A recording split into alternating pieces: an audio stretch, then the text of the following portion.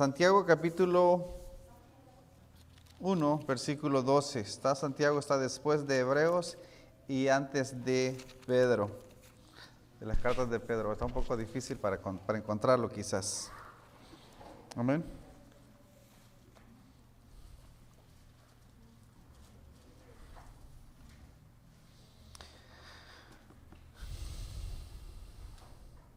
Vamos a estar leyendo hasta el 18.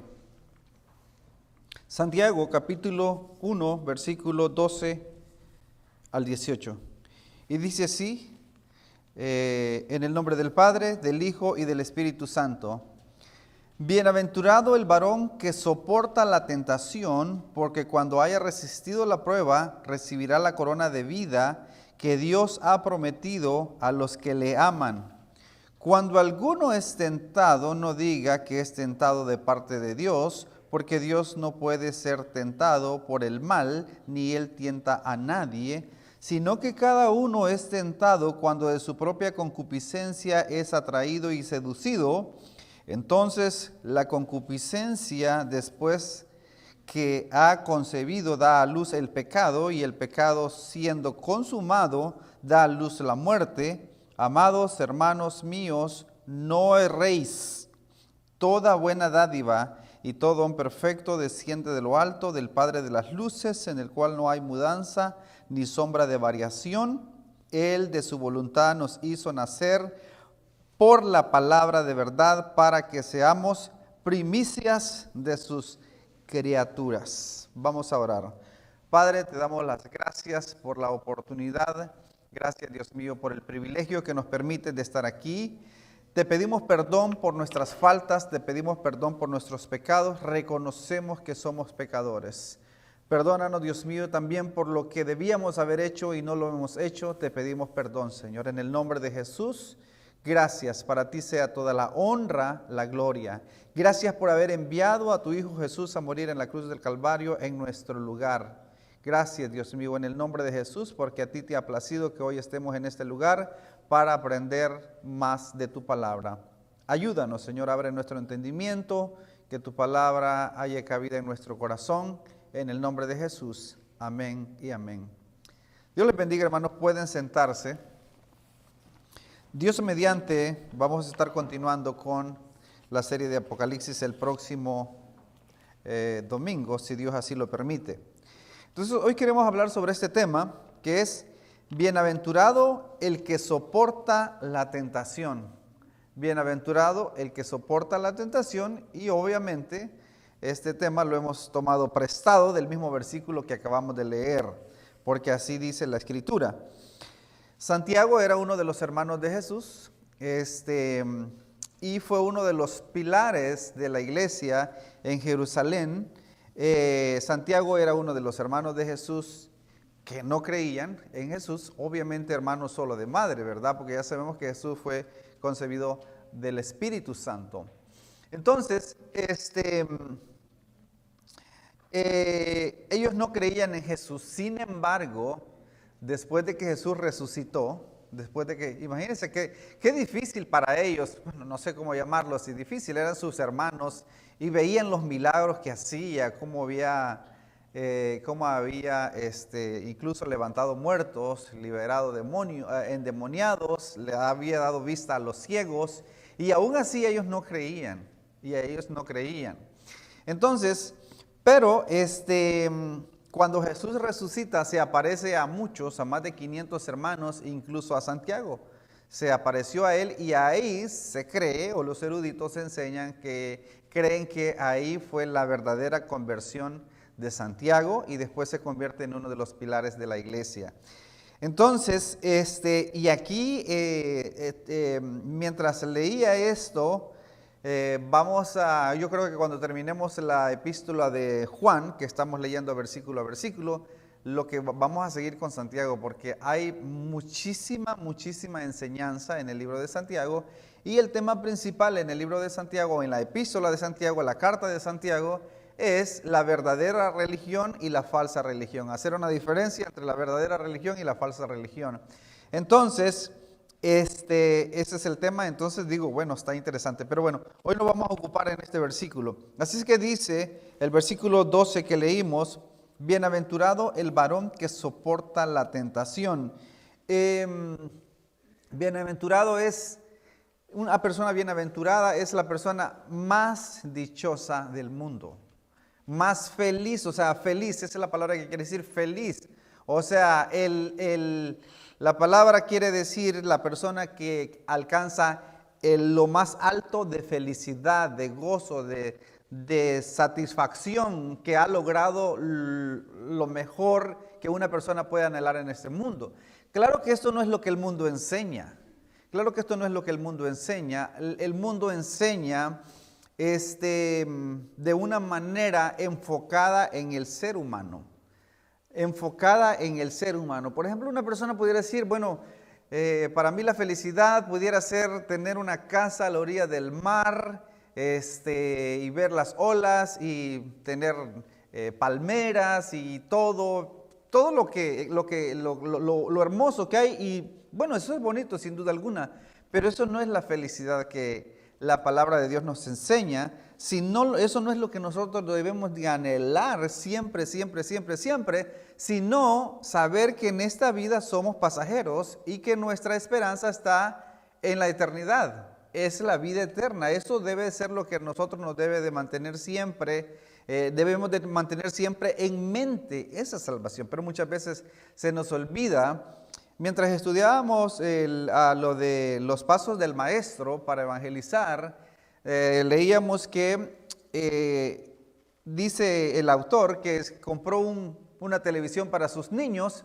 Entonces, si sus niños estaban tan contentos con la televisión que cuando él llegaba de trabajar ya no lo recibían como lo hacían antes, porque estaban enfocados en la televisión, atendiendo la televisión. Entonces, y él los llamó y les dijo, eso no puede ser así. O sea, yo les di la televisión, pero siempre el centro de atención tengo que ser yo. Cuando yo llegue, usted me tiene que recibir a mí. Entonces, Dios nos ha dado tantas cosas que es peligroso que nosotros nos enfoquemos en las cosas que Dios nos ha dado y no en el dador de las cosas. Y perdemos el enfoque en el dador de las cosas. Así es que, sin embargo, fíjese que aquí sí que hay hay una reflexión muy buena. Como que fue a sonar un poquito, la comparación como que va a ser un poquito drástico, pero usted va a entender. Usted está de acuerdo que un perrito, una mascota, no está, cuando el dueño llega a la casa, él no se enfoca en el vehículo que trae manejando o lo que tiene, el escritorio que tiene, lo que sea. Cuando ve a su dueño se enfoca en él y le mueve la colita y se alegra, ¿verdad? No en las cosas que tiene, ¿verdad? El comedor o los sofás o lo que tenga, no, sino en la persona se enfoca el animalito, ¿verdad? Y es un animal que tiene instinto. Entonces, ¿cuánto más nosotros siempre tenemos que estar enfocados en el dador de todas las cosas? No en las cosas que, por cierto, podemos disfrutar de la belleza de la creación que Dios ha hecho, sin duda alguna, pero no descuidar el dador, el creador de las cosas, nuestra relación con Él. Por ejemplo, la iglesia de los Efesios estaban tan enfocados en trabajar duro y se enfocaban en la doctrina, ¿verdad? De mantener la sana doctrina, de reconocer los falsos maestros y defender y todo, pero se habían olvidado del primer amor. Así es que no se puede, era necesario hacer aquello sin dejar de hacer lo otro. Entonces la Biblia nos enseña el verdadero gozo, la verdadera felicidad de una persona es soportar la tentación, no pecar contra Dios. Y por supuesto que eso no lo enseña el mundo. Por el contrario, el mundo promueve el pecado a través de todo lo que pueden. A través de todo lo que pueden, promueven el pecado. Incluso en los anuncios, en los comerciales, promueven el pecado. Entonces, y alguien dijo que este libro, la Biblia, me aleja del pecado y el pecado me aleja de la Biblia. Entonces, cuando leemos la Biblia nos aleja del pecado, pero si accedemos al pecado, el pecado nos aleja de la Biblia, y si nos aleja de la Biblia, pues nos aleja de Dios. Entonces, bienaventurado el varón que soporta la tentación. Vamos a ver, la Biblia constantemente nos habla de que Dios es un Dios galardonador, un Dios que, ¿verdad?, nos va a premiar por servirle a Él. Y ya con la vida eterna ya debemos de darnos por satisfechos, porque eso no tiene precio, o sea, no tenemos nada con que pagarlo. Pero aparte, pues habla de beneficios. Entonces, vamos a ver Apocalipsis capítulo 2, versículo 8 al 11. Esto es la carta a Esmirna en Apocalipsis. Apocalipsis 2, verso 8 al 11. Dice así: escribe al ángel de la iglesia en Esmirna, el primero y el postrero, el que estuvo muerto y vivió, dice esto: yo conozco tus obras y tu tribulación y tu pobreza, pero tú eres rico, y la blasfemia de los que se dicen ser judíos y no lo son, sino sinagoga de Satanás. No temas en nada de lo que vas a padecer. He aquí que el diablo echará a algunos de vosotros a la cárcel para que seáis probados. Para que seáis probados. O sea, la prueba es algo que Dios permite. Y es con un propósito, para purificar, para santificar la iglesia. Pero la tentación es por uno mismo o por Satanás. Entonces Santiago nos acaba de decir que cuando uno es tentado, no diga que es tentado por Dios, porque Dios no tienta a nadie. Dios no puede ser tentado por el mal y Él no tienta a nadie. No obstante, las pruebas sí pueden ser permitidas por Dios para probar la fe. Y vamos a ir indagando en la medida que vamos avanzando un poco más en eso. Entonces, no temas en nada de lo que vas a padecer. He aquí que el diablo echará a algunos de vosotros en la cárcel para que seáis probados y tendréis tribulación por 10 días. Esto de 10 días es simbólico, o sea, puede ser más o puede ser menos, lo que quiere decir que poco de tiempo. Sé fiel hasta la muerte, o sea, sé fiel aunque te cueste la vida, y yo te daré la corona de vida. Ahí está el premio. Entonces, ¿estamos nosotros enfocados en ese premio, en ese regalo, en ese galardón? ¿Constantemente estamos pensando en eso? Porque si no estamos pensando en eso, con facilidad nos distraemos. Usted se ha fijado que cuando usted está manejando en el freeway, sobre todo en el carril izquierdo, y usted se le queda viendo a la valla de contención, como que lo atrae, y si usted se le queda viendo, lo atrae, y finalmente pues puede tener un accidente. Entonces, ¿qué hace uno? Ir viendo de frente, derecho, para no distraerse ni para los lados, ¿verdad? Entonces, así tenemos nosotros que tener nuestra mirada en ese galardón. Y en este caso, pues en Cristo, ¿verdad? Y el galardón, eso ya es extra, las bendiciones de Dios espirituales.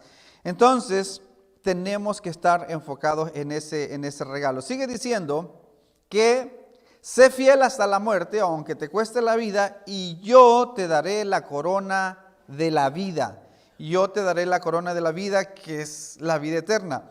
El que tiene oídos, oiga lo que el Espíritu dice a las iglesias, y el que venciere no sufrirá daño de la segunda muerte. El que venciere. Y dice Juan que los que vencen son los que han nacido de nuevo. Todo el que es nacido de nuevo vence al mundo. La única manera de vencer es a través del nuevo nacimiento. De otra manera es imposible. La salvación no es algo que los seres humanos podemos manipular o podemos decir a quién se la damos y a quién se la quitamos, como lo hace el sistema católico. Ellos pueden, según ellos, pueden excomulgar a personas. Ellos deciden quiénes van al cielo y quiénes van al infierno, porque tienen ese poder según ellos, que Dios les dio las llaves, ¿verdad? Texto sacado de contexto, pero no es así. La salvación es de Jehová, dice la Biblia.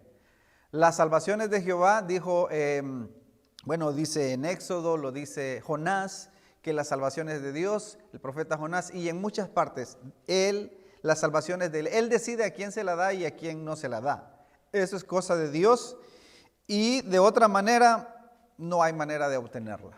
Es un regalo de Dios, Efesios 2:8. Vamos a ver Hebreos 10, es que esto lo estuvimos viendo, este versículo nada más lo leímos la vez pasada. Hebreos 10, 32, 39. Hebreos 10, 32, 39. Aquí nos habla nuevamente de ese galardón. O sea, cuando estemos en una prueba, en una tentación, tengamos en mente que es bienaventurado el que soporta la tentación. Hay mucha gente que anda buscando una tentación para vencerla, pero eso va a salir mal. No se puede jugar con fuego. No hay que jugar con fuego. Hebreos 10, 32 al 39 dice: pero traed a la memoria los días pasados en los cuales después de haber sido iluminados, sostuvisteis gran combate de padecimientos. La iglesia ha estado en persecución todo el tiempo.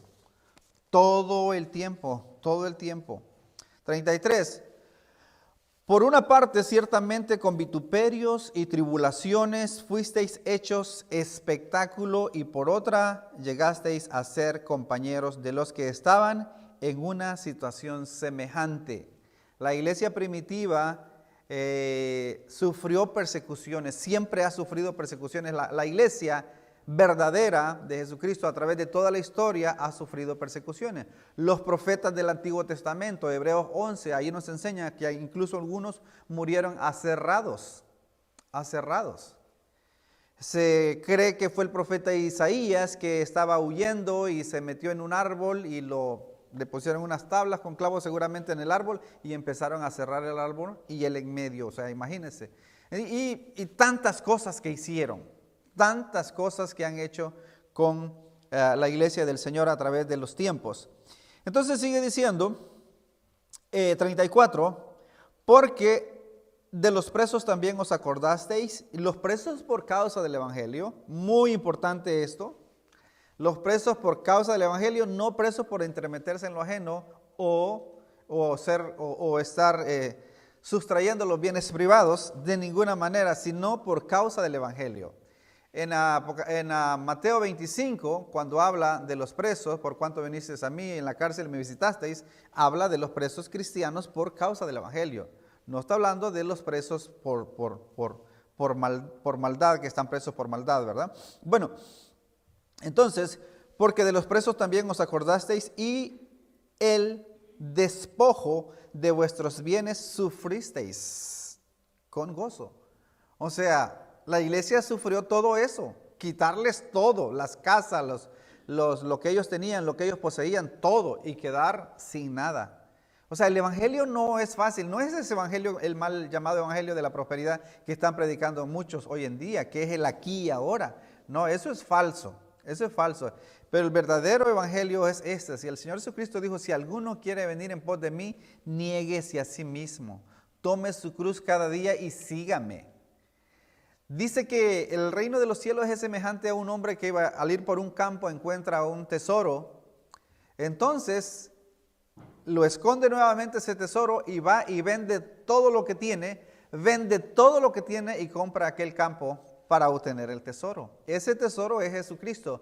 Pero para obtener ese tesoro tenemos que dejar todo lo que tenemos, toda nuestra vieja manera de vivir, ¿verdad? Nuestros malos hábitos, todo lo que nos aleja de Él, tenemos que estar dispuestos a dejar todo. O sea, no es simplemente levantar la mano y repetir una oración y ya, no es así. O sea, es un cambio, un procedimiento, y cualquier persona que ha tenido un verdadero encuentro con Cristo no puede seguir igual. Zaqueo no fue el mismo. Mateo, Leví, el publicano, el que cobraba los impuestos, no fue igual, fue transformado. Saulo de Tarso jamás pudo haber sido el mismo. Él cambió totalmente hasta, ¿verdad? Algunos hasta su nombre. Entonces, con gozo sufrieron el despojo de sus bienes, sabiendo que tenéis en vosotros una mejor y perdurable herencia en los cielos. No perdáis, 35, no perdáis pues vuestra confianza, que tiene ¿qué? Grande galardón. Que tiene grande galardón. Amén. Entonces, no perdamos esa confianza, porque os es necesario la paciencia para que, habiendo hecho la voluntad de Dios, obtengamos la promesa. Os es necesario la paciencia. 37, porque aún un poquito y el que ha de venir vendrá y no tardará. Eso tiene que ser siempre, debemos de pensar en eso todos los días.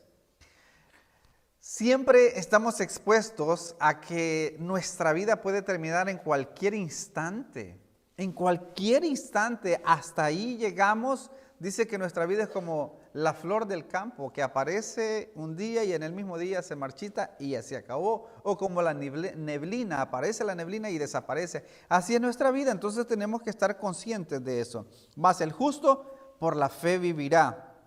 Mas el justo por la fe vivirá, y si retrocediere no agradará mi alma. 39, pero nosotros no somos de los que retroceden para perdición, sino de los que tienen fe para preservación del alma.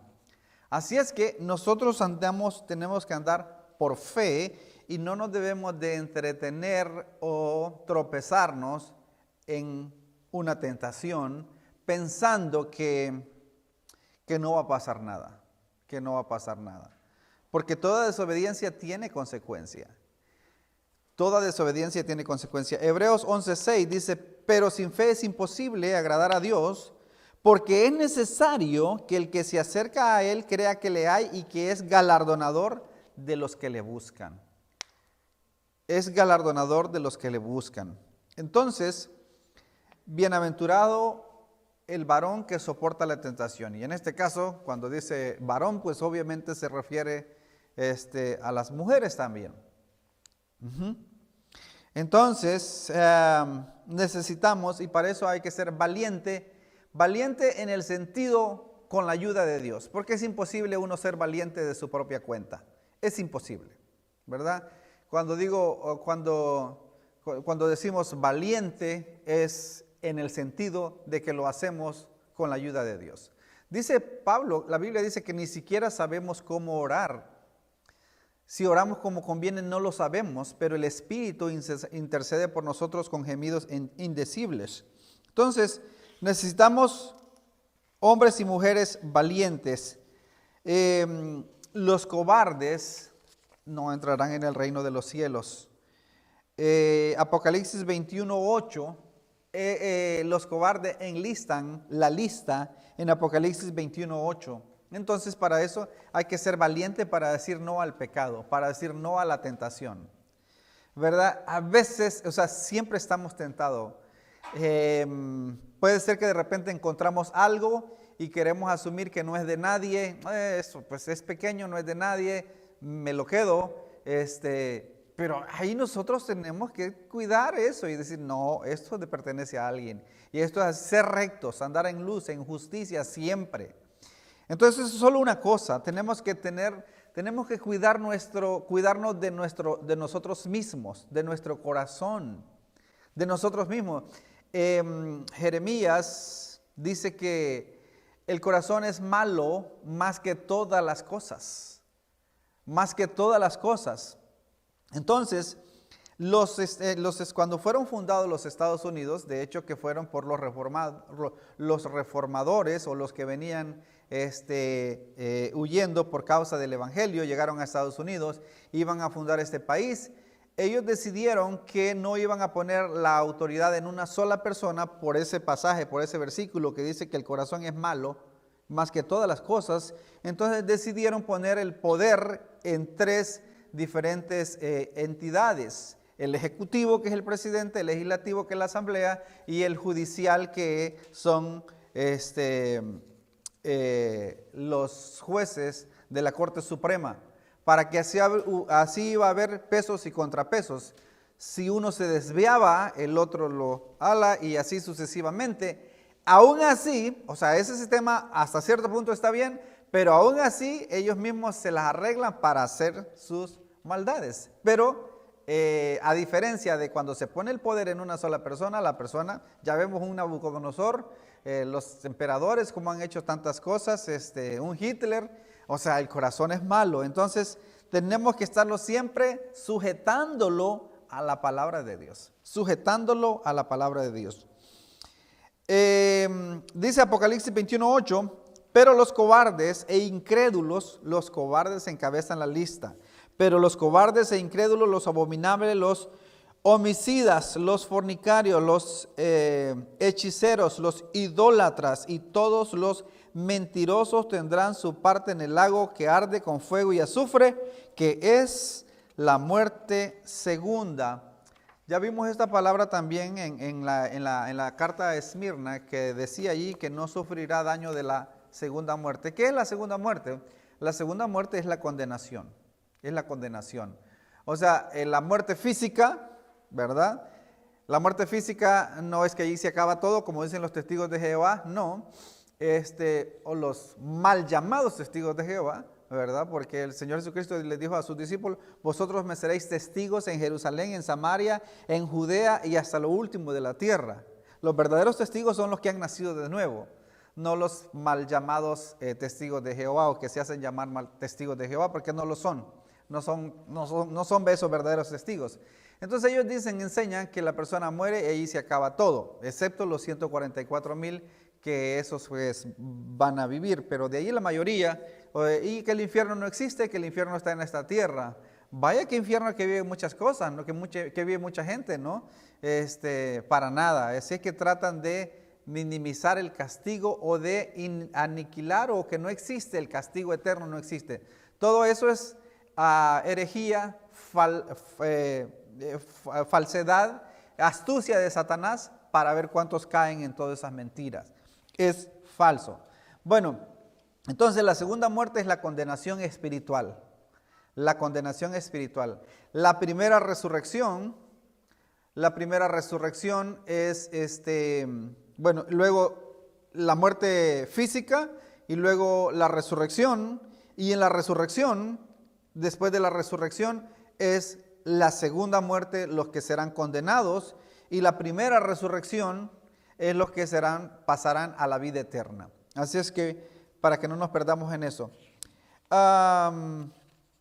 Dominio propio. O sea, cuando los cristianos nos vemos en una situación, enfrente de una tentación, tenemos que oír. Dice la Biblia que el sabio ve el mal y se aparta. Los sabios ven el mal y se apartan. El necio pasa y lleva el mal. Y hay un dicho popular que dice que mejor que digan aquí corrió y no aquí cayó. No se meta, decían los antiguos, no se metan en camisa de 11 varas, que supongo que quiere decir no se metan en problemas, ¿verdad? Otros no se pongan en el ángulo equivocado. Por ejemplo, si hay una construcción y hay un ángulo filoso que está frente de usted, pues hay que evitar eso y ponerse a otro lado, porque finalmente usted puede caer ahí. Y muchos ejemplos que pudiéramos poner físicamente hablando para aplicarlos en un sentido espiritual. Así es que tenemos que ser sabios, no seamos ingenuos. Y no tratemos de jugar a ser los valientes, ¿verdad? Un amigo me dijo una vez que el cementerio está lleno de valientes, ¿verdad? Y hay una escritura también que dice que es mejor un perro vivo que un león muerto. Es mejor un perro vivo que un león muerto. O sea, mejor que digan que usted es cobarde, porque no cede a la tentación. Pero usted sabe que usted es valiente por no ceder a la tentación, porque eso es lo que hace el mundo. O sea, a que no tienes valor de hacer esto, a que no tienes valor de hacer aquello. Y si no tienes valor es porque eres cobarde. Bueno, para el mundo va a parecer usted cobarde, va a parecer ¿verdad? Pero va a parecer como ese perro vivo, pero por dentro, espiritualmente usted va a ser un león, ¿verdad? Un león valiente. Entonces, dominio propio. Segunda de Timoteo 1:7, segunda de Timoteo 1:7 dice, porque no nos ha dado Dios espíritu de cobardía, sino de poder, de amor y de dominio propio. Dominio propio. Cuando eran convocados a la guerra, que había una guerra, iba a haber una guerra, o Dios le dijo al pueblo de Israel cómo era que iban a hacer todas esas batallas, y cuando convocaran a la guerra deberían de tener personas que no fueran pusilánimes, que esa palabra quiere decir de doble ánimo, o también que ahora dicen sí, pero después dicen no, o sea, de doble ánimo, o sea, que no se puede confiar en ellos. O sea, es sí, y si es no, ¿verdad? Pero no se puede, en el Señor no se puede estar en esos dos caminos. Es el que no es conmigo, dijo el Señor, contra mí es, y el que conmigo no recoge, desparrama. O sea, no se puede estar en tres lugares, es en uno o en el otro. No existe el lugar neutro, no existe. ¿Somos amigos del Señor o somos enemigos del Señor? Es una o la otra. Entonces no podemos estar, dice que Dios nos ha dado, no nos ha dado espíritu de cobardía, sino de poder, amor y dominio propio. Dominio propio. Dice un proverbio que es mejor el que tiene dominio de su propio espíritu que el que toma una ciudad. Es más valiente el que tiene dominio propio que el que toma una ciudad, el que conquista una ciudad. Eso es más grande, grandioso eso. Segunda de Pedro 1:6.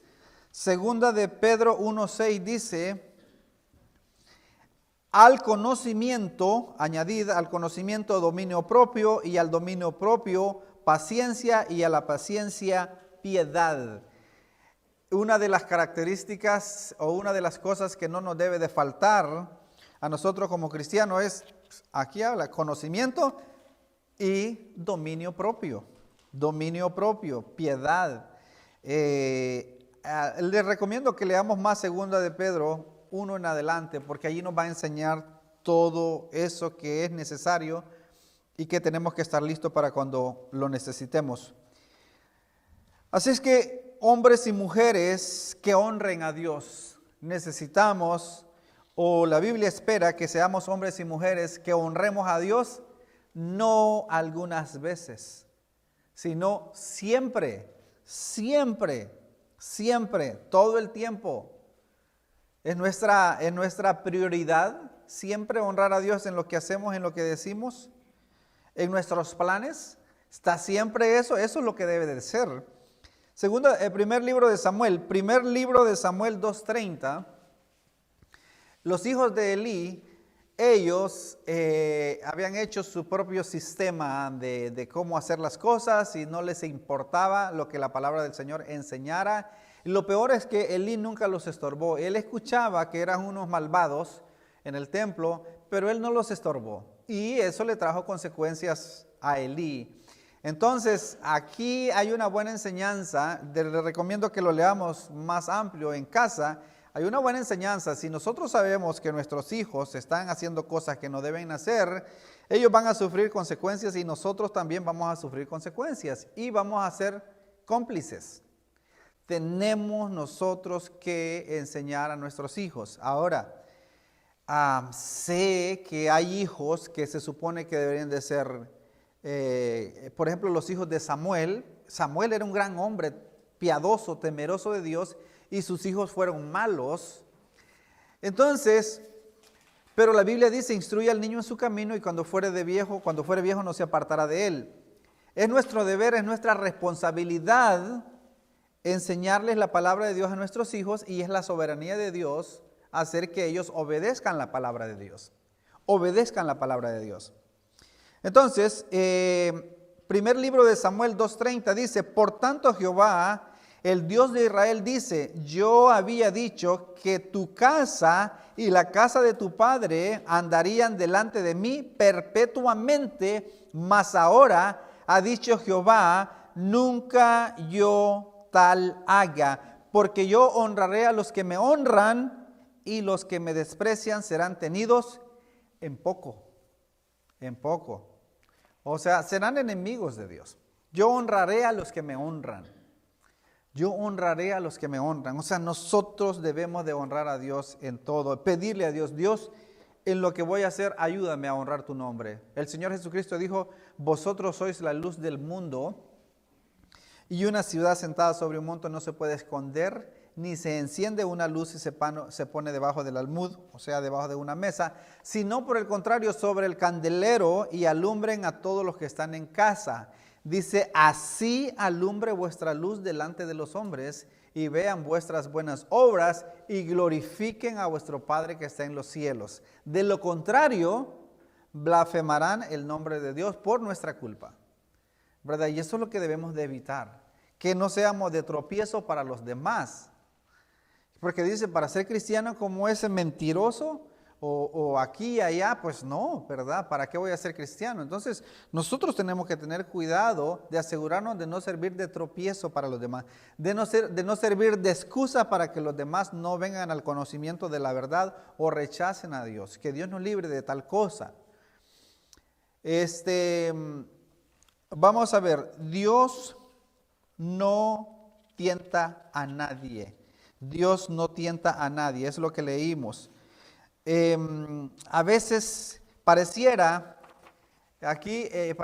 que cuando Santiago escribe esto, pareciera que habían algunos hermanos que estaban pensando o diciendo que estaban cediendo a la tentación porque Dios los había tentado para que eso pasara. O algunas veces uno puede decir, por las malas decisiones, uno puede decir, bueno, si Dios así quiere que sea, que así sea. No, Dios no quiere que sea así, pero por nuestras decisiones son las cosas así y tenemos que tener cuidado de no pensar que eso está dentro de la voluntad de Dios. Entonces, vamos a regresar al 12, versículo 12 de Santiago 1. Dice, porque para cuando haya resistido la prueba, recibirá la corona que Dios ha prometido a los que le aman. 13. Cuando alguno es tentado, no diga que es tentado de parte de Dios. Cuando alguno es tentado, no diga que es tentado de parte de Dios. ¿Por qué? Porque Dios no puede ser tentado por el mal, ni Él tienta a nadie. Sino que cada uno es tentado cuando de su propia concupiscencia es atraído y seducido. Entonces la concupiscencia después que ha concebido, da a luz el pecado, y el pecado, siendo consumado, da a luz la muerte. Amados hermanos míos, no erréis, dice Santiago, no erréis. Entonces, hay ocasiones que uno puede, como digo, las pruebas son permitidas por Dios, pero la tentación dice que por nuestra propia concupiscencia. La prueba puede ser como una enfermedad, como pasar dificultades por causa del evangelio o así sucesivamente, pero la tentación a pecar, eso es por nuestra propia concupiscencia, por nuestra propia debilidad, y ahí es donde nosotros tenemos que cuidarnos. Vamos a ver Jueces 14, 1 al 4. Y ahí vamos a ver algo interesante. Dice Jueces, capítulo 14, 1 al 4, hablando de Sansón. Sansón y la mujer filistea de Timnat. Dice así, descendió Sansón a Timnat y vio en Timnat a una mujer de las hijas de los filisteos. Y subió y lo declaró a sus padres y a su madre diciendo, yo he visto en Timnat a una mujer de las hijas de los filisteos, os ruego que me la toméis por mujer. Y sus padres y su madre le dijeron, no hay mujeres entre las hijas de tus hermanos ni en todo nuestro pueblo, para que vayáis tú a tomar mujer de los filisteos incircuncisos. Y Sansón respondió a su padre, tomadme esta por mujer, porque ella me agrada. Entonces vamos a ver el versículo 4. Mas su padre y su madre no sabían que esto venía de Jehová, porque él buscaba ocasión contra los filisteos, pues en aquel tiempo los filisteos dominaban sobre Israel. Aquí está un poquito difícil, ¿verdad? Porque uno pudiera pensar, ahí Si solo nos quedamos en eso, si solo leyéramos eso, pudiéramos pensar que, bueno, entonces fue Dios que los sedujo a hacer eso, y en la ley estaba establecido que no deberían de casarse con incircuncisos o con paganos, ¿verdad? Pero ya Santiago nos alertó y nos dice, Dios no tienta a nadie, Dios no puede ser tentado. Entonces, vamos a ver, en el versículo 3, y sus padres, bueno, en el versículo 2, bueno, la primera cosa mal que hizo Sansón era poner los ojos en alguien que no tenía los principios, el mismo valor. La Biblia dice que no hay comunión la luz con las tinieblas, ¿verdad? Eso es un problema y siempre va a terminar mal. Siempre va a terminar mal. En el versículo 2, y subió, ¿verdad? Y lo declaró a sus padres y a su madre, diciendo, yo he visto de Timnath una mujer de las hijas de los filisteos, os ruego que me la toméis por mujer. Esa parte la hizo correcto Sansón, de hablar con sus padres, porque eso es lo que debe de hacerse, así debe hacerse. Cuando un joven está interesado en una joven, tiene que hablar con los padres, con sus propios padres, para que los padres hablen con los padres de la joven. Esa es la manera que se debe de hacer. Si no, está haciéndose las cosas mal y eso va a terminar mal, ¿verdad? Ahora, hablando de eso, ¿cuántos de los jóvenes conocen lo que es un cortejo bíblico? Un cortejo bíblico. Y uno dice, ¿qué es un cortejo bíblico? O lo que le llaman en lo moderno, noviazgo. Pero lo correcto es cortejo bíblico. Si no sabemos qué es un cortejo bíblico, investiguemos. Veamos qué es un cortejo bíblico y cómo se hace. Imagínense que estamos en un avión y que el piloto por alguna razón no llegó a tiempo y es la hora de salir y le preguntan a alguien de los pasajeros, ¿quién quiere manejar el avión, pilotear el avión porque el piloto no vino? Y alguien levanta la mano y dice, yo lo hago. Dice, ¿pero has estudiado para eso? No, no he estudiado, pero yo tengo el valor de hacerlo. Estaríamos en pánico todos y seguramente nos vamos a derribar, ¿verdad? O sea, va a ser un fracaso. Entonces, no podemos poner la vida en la confianza de alguien que no sabe pilotear un avión. Y así pudiéramos poner muchos ejemplos. Entonces, el cortejo bíblico tenemos que saber. O sea, si un muchacho le dice a una muchacha, ¿verdad?, que está interesado, lo primero que la muchacha debe de hacer, preguntarle, ¿conoces cómo se hace un cortejo bíblico? Y si el muchacho dice, no sé cómo hacerlo, pues aprende primero y luego hablamos. Y luego, si el muchacho viene a hablar con la madre, se supone, o con los padres, que se supone que debe de ser así, lo primero que los padres deben de hacer es preguntarle al muchacho, ¿sabes cómo es un cortejo bíblico? Ni van a saber, o sea, van a pensar que está hablando, quién sabe de qué está hablando. Pero esas instrucciones están en la Biblia, o sea, no. Pero ¿qué pasa? Que a veces aprendemos del mundo y el mundo nos va a enseñar de la manera equivocada. Entonces aquí Sansón está en lo correcto porque está hablando con sus padres para que sus padres hablen con los padres de la muchacha. Está mal en el sentido porque la muchacha no es cristiana, ¿verdad? Y eso ya sabemos que se terminó mal. Terminaron sacándole los ojos a Sansón y bueno, y la burla y el nombre de Dios fue blasfemado. Pero el versículo, ya terminamos este paréntesis que hicimos ahí, y el versículo 4 es que nos llama la atención. Mas su padre y su madre no sabían que esto venía de Jehová, porque él buscaba ocasión contra los filisteos, pues en aquel tiempo los filisteos dominaban sobre Israel. Bueno, lo que sucede aquí es que Dios, la insensatez de Sansón, la estaba encaminando para llevar a cabo su propósito, su voluntad. Pero Dios, no podemos acusar a Dios que Dios había tentado a Sansón para que hiciera eso, porque Dios no puede ser tentado. Vamos a ver dos pasajes más que van junto con este pasaje para que veamos ese detalle. Génesis 45, 4 al 8. Génesis 45, 4 al 8. Para que no vayamos a tomar un pasaje de la Biblia y pensar que algo malo que estamos tentados a hacer puede ser que sea de parte de Dios, cuando no es así. Génesis 45, 4 al 8, cuando José finalmente se da a conocer a sus hermanos están con miedo porque José ahora es el jefe, es el segundo después de Faraón. Mire lo que les dice, versículo 4.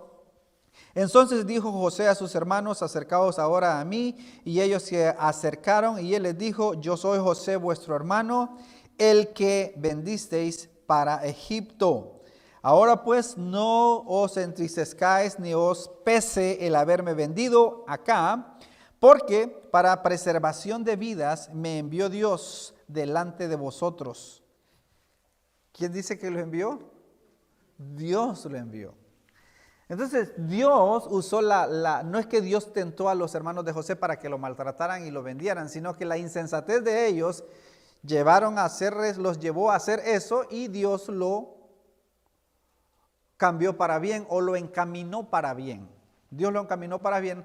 A esto también se le conoce la responsabilidad humana y la soberanía de Dios.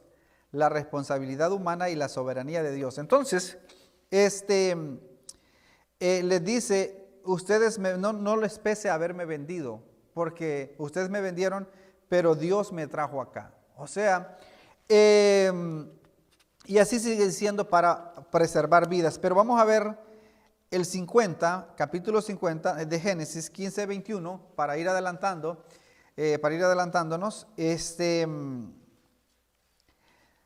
Bueno, ahí él se da a conocer con ellos, y ellos lo conocen, ¿verdad? De que él es el Señor de ahí, de Egipto.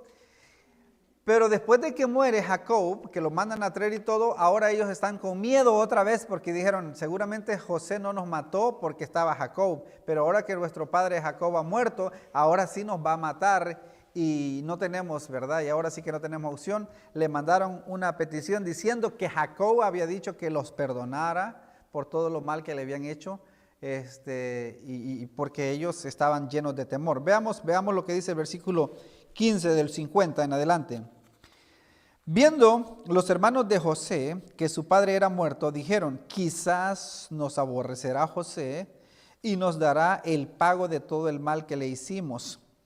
Y enviaron a decir a José: tu padre mandó antes de su muerte, diciendo: así diréis a José: te ruego que perdones ahora la maldad de tus hermanos y su pecado, porque mal te trataron.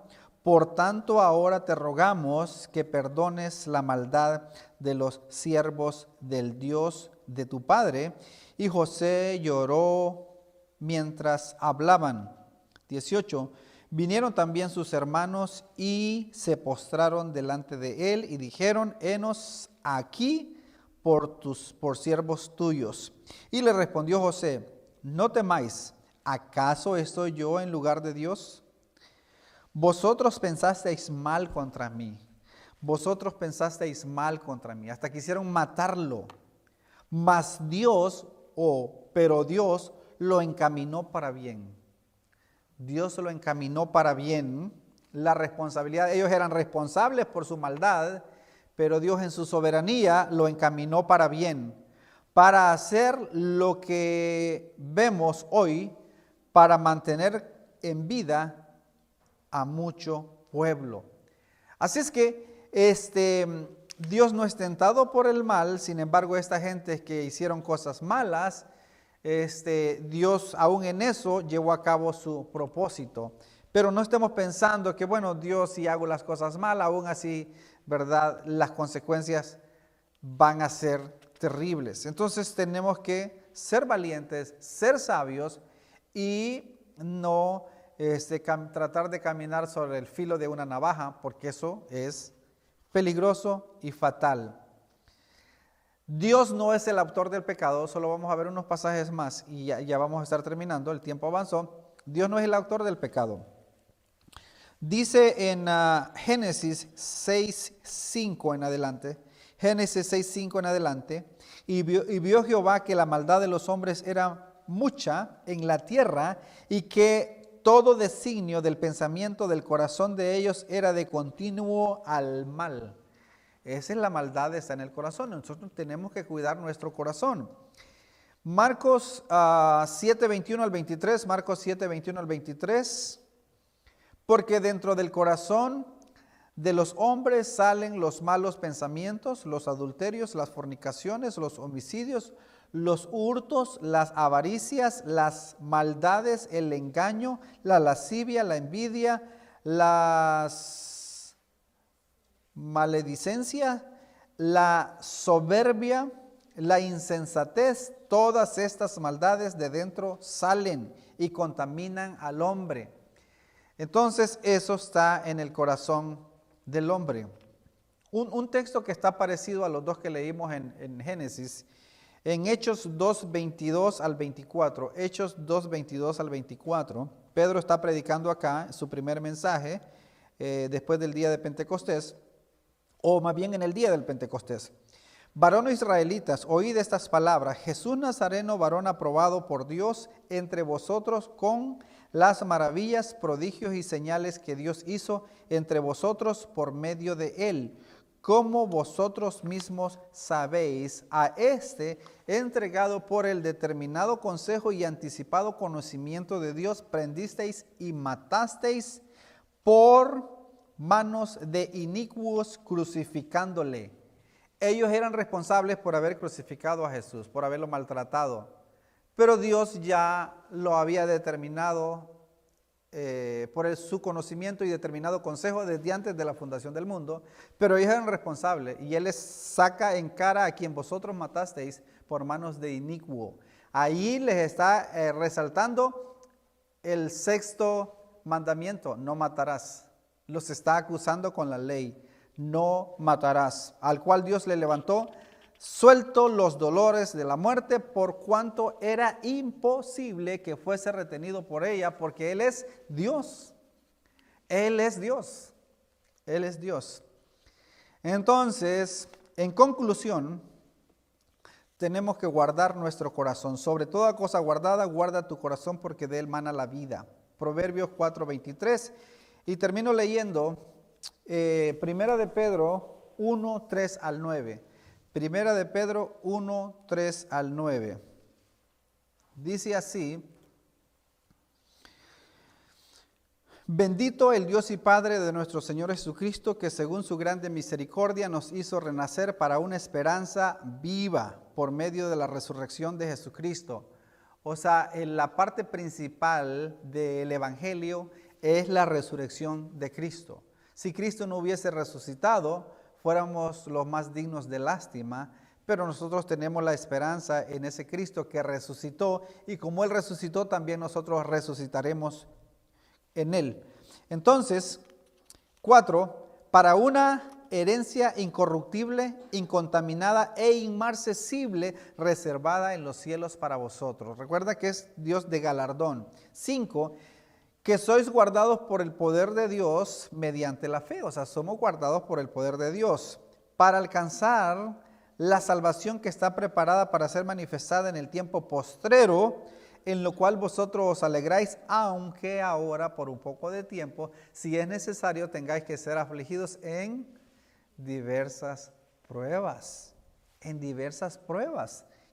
¿Quién dijo que el evangelio es fácil? O sea, la gente que está diciendo que no va a haber pruebas, que no va a haber dificultades, eso es falso, eso es mentira. Porque la Biblia una y otra vez, el apóstol Pablo, capítulo 14 de Hechos, dijo que era necesario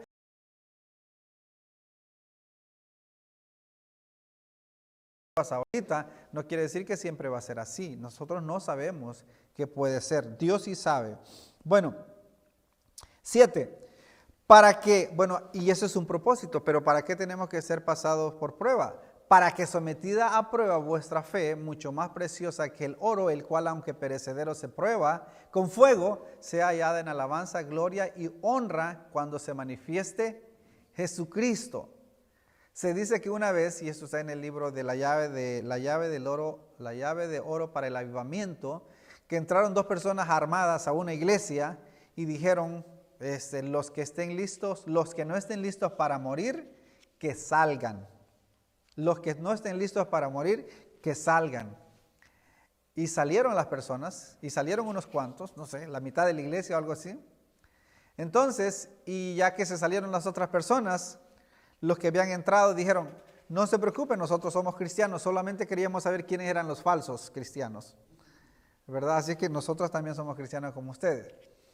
Entonces, las pruebas sirven para ver quiénes son los verdaderos y quiénes son los falsos.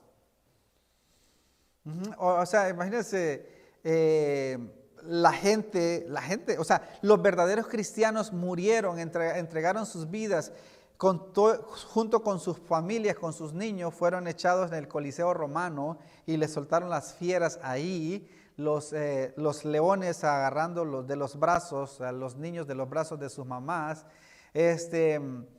y la único que los podía salvar a ellos, según ellos, era que negaran a Cristo, que lo negaran. Y cualquier falso cristiano diría, sí, no, yo no soy cristiano. Pero los verdaderos cristianos decían, no, nosotros estamos dispuestos a dar la vida si es necesario por él. Porque eran verdaderos cristianos y lo hicieron. Los que murieron quemados al fuego estaban dispuestos, Policarpo, estaban dispuestos a hacerlo y lo hicieron gustosamente, cantando alabanzas, lo hicieron con las llamas debajo de sus pies, lo hicieron, porque eran verdaderos. Entonces la prueba tiene un propósito. La prueba tiene un propósito. Para que sometida a prueba vuestra fe, mucho más preciosa que el oro, el cual aunque perecedero se aprueba con fuego, sea hallada en alabanza, gloria y honra cuando se manifieste Jesucristo, a quien amáis sin haberle visto, en quien creyendo, aunque ahora no lo veéis, os alegráis con gozo inefable y glorioso, obteniendo el fin de vuestra fe, que es la salvación de vuestras almas. Ese tiene que ser nuestro fin, la salvación de vuestras almas. Voy a terminar acá y voy a dejar a nuestra hermana Cindy para que cierre el servicio. Así es que Dios les bendiga, hermanos. Espero que nos gocemos, que pensemos, que meditemos en esto, que el Señor nos ayude a honrar siempre al Señor en todo tiempo, aunque nos cueste la vida, dice en Apocalipsis.